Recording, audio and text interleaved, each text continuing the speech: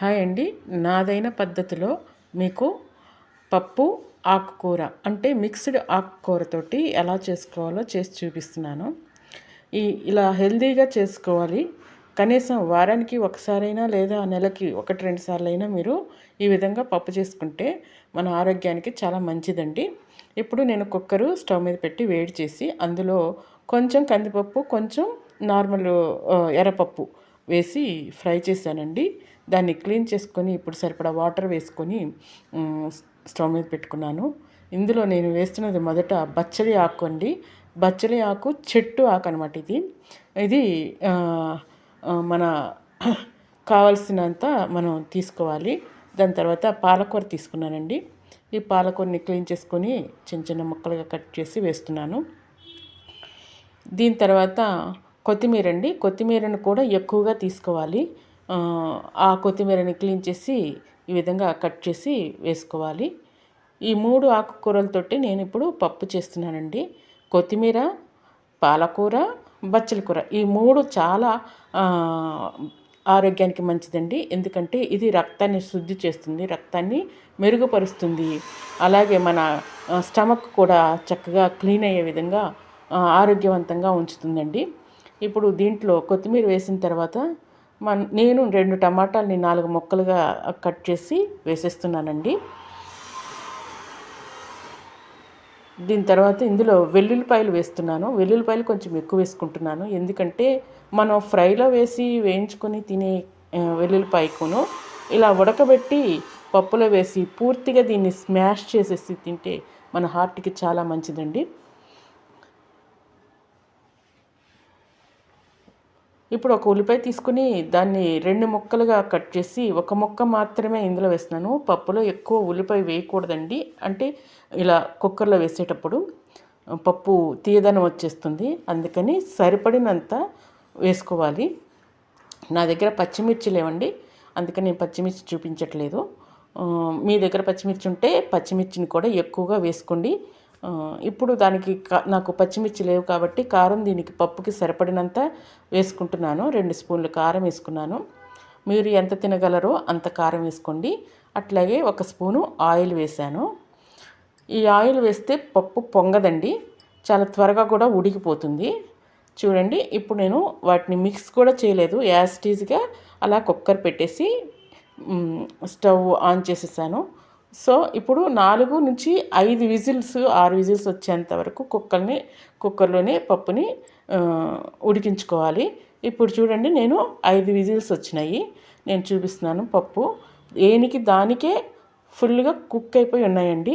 పప్పు కుక్ అయిపోయింది, ఆకుకూర కుక్ అయిపోయింది, వేసిన వెజిటేబుల్స్ ఏమున్నాయో అవి కూడా కుక్ అయిపోయినాయి. ఇప్పుడు ఇందులో మనకు సరిపడినంత కల్లుప్పు వేసుకోవాలండి. సాల్ట్ వేసుకుంటే అంత టేస్ట్ రాదు, కల్లుప్పే వేసుకోవాలి. చూడండి, నేను 1 స్పూను కల్లుప్పు వేశాను. ఇప్పుడు మొత్తం కలుపుతున్నాను, మిక్స్ చేస్తున్నాను. ఇలా మిక్స్ అయిన తర్వాత మనం స్మాష్ చేసుకోవాలండి. పప్పుని బాగా మెత్తగా ఈజీగా మనకి స్మాష్ అయిపోతుంది. చూడండి, టమాటా, వెల్లుల్లి ఇవి అసలు కంటికి కూడా కనపడవు, అంత చక్కగా ఆకుకూరతో సహా మిక్స్ అయిపోతుంది. ఇలా మనం స్మాష్ చేసుకున్న ఆకుకూరని వేరే బౌల్లోకి నేను మార్చేసుకుంటున్నాను. చూడండి, అటు ముద్దగా కాదు, అటు వాటర్గా కాదు, మనకి మిడిల్గా ఎంత మనకి లిక్విడ్గా కావాలో నాకు సరిపడినంత లిక్విడ్ తోటి నేను పప్పు రెడీ చేసేసుకున్నానండి. ఇప్పుడు దీనికి తాలింపు వేసుకుందాం. ఒక చిన్న కడాయి పెట్టుకొని దాంట్లో ఒక 2 స్పూన్లు ఆయిల్ వేశాను. ఇందులో ఫస్ట్ మనం వేయాల్సింది ఆరోగ్యానికి ఎంతో ముఖ్యమైన పదార్థం మెంతులండి. చిటికెడు మెంతులు వేసుకోవాలి. ఆయిల్ వేడెక్కిన తర్వాత చిటికెడు మెంతులు వేసుకోండి. ఈ మెంతులు అనేవి చాలా మనకి మేలు చేస్తుందండి. ఈ మెంతులు వేసిన తర్వాత నేను కొంచెం వాము తీసుకుంటున్నానండి. ఎందుకంటే మనం చేసిన కూర పప్పు కదా, గ్యాస్ ప్రాబ్లం ఉన్న వాళ్ళకి ఇలా వాము వేసుకొని తింటే ప్రాబ్లం ఉండదు.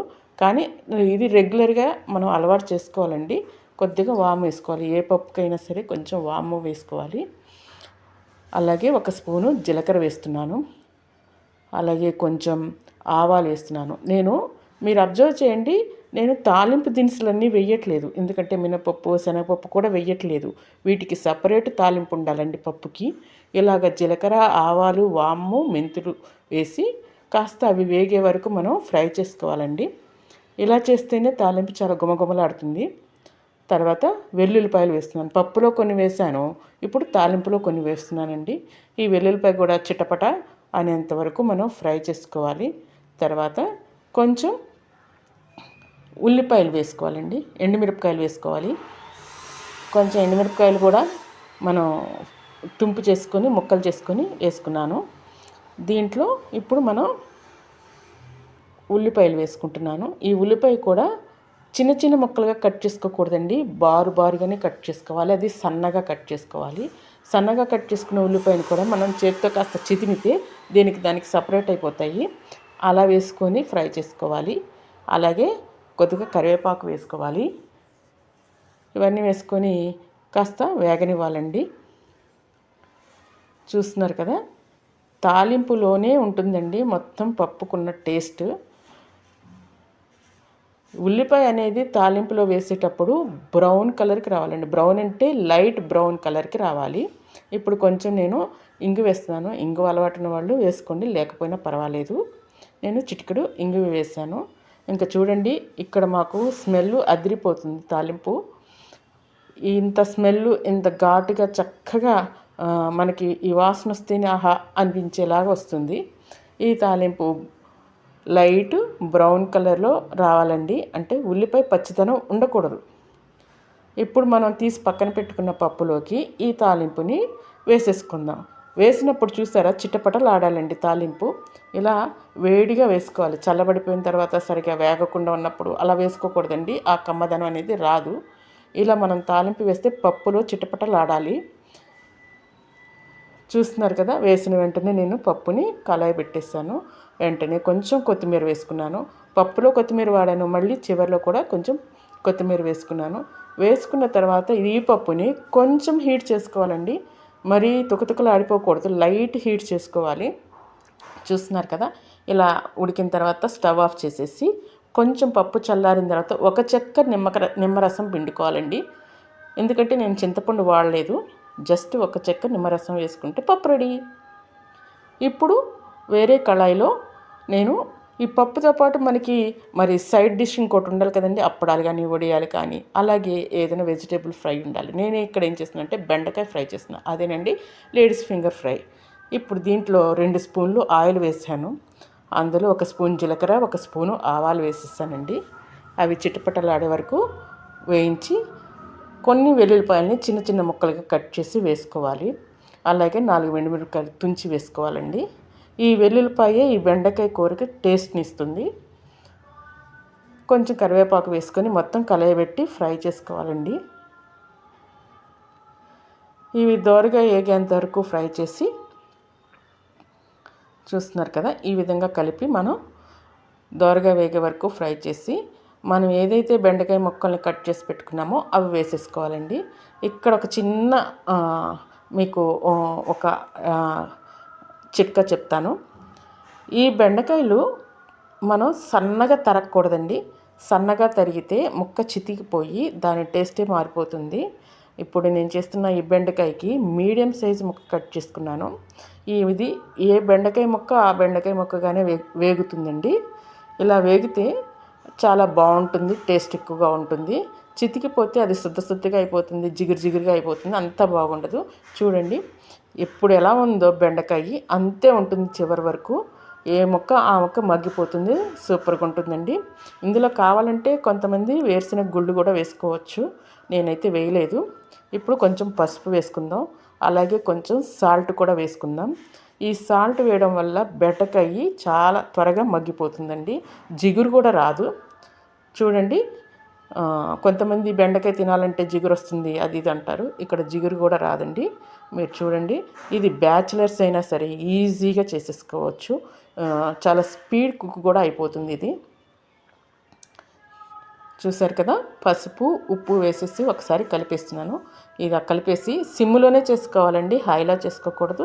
మూత పెట్టేసి ఒక 5 నిమిషాలు మగ్గనివ్వండి.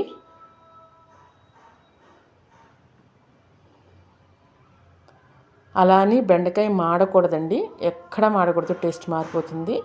మీరు కావాలంటే మధ్య మధ్యలో ఒకసారి తీసి కలయి పెట్టుకోవచ్చు. చూసారు కదా 5 నిమిషాల్లో ఎలా మగ్గిపోయిందో. ఏ మొక్కకి ఆ మొక్కే ఉందండి. నేను ఎంత గరిటె పెట్టి తిప్పినా సరే మొక్క అనేది చెదరలేదు, చక్కగా ఉంది. ఇలాగే అది ఫ్రై అవ్వాలండి.